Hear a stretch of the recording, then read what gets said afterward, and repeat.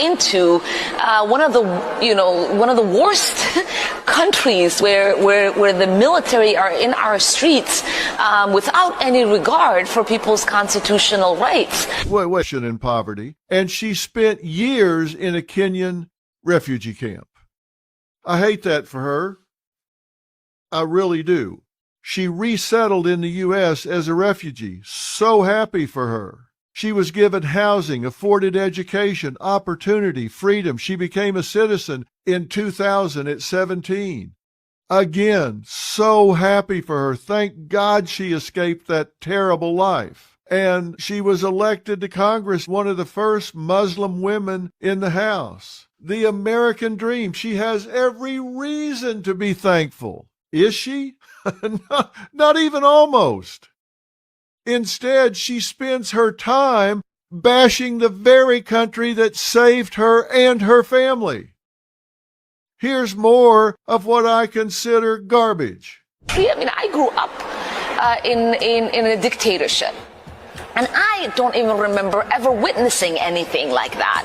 To have a democracy, a beacon of hope for the world to now be turned into one of the worst countries. How about just thank you?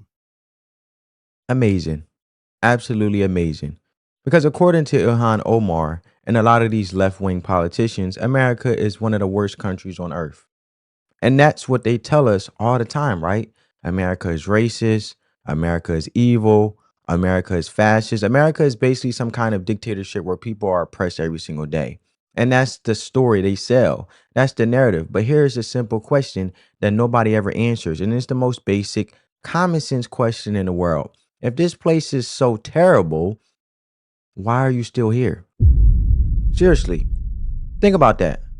Think about that like a normal everyday situation. If you had a job that you constantly complained about every single day, your boss is evil, the company is horrible, the environment is toxic, eventually people are going to look at you and say, okay, so why don't you leave and go work somewhere else? That's just basic life logic. If a restaurant is horrible, you stop going there. If a neighborhood is terrible, people try to move. If a school is awful, parents transfer their kids. People naturally go where life is better. That's how human beings work. But when it comes to America, you got these politicians and activists who constantly stand on stages on social media talking about how evil this country supposedly is, how oppressive it is, and how it's some horrible system, and yet they never want to leave. They never pack their bags and say, you know what, I'm done with this terrible place. And that's the part that doesn't add up.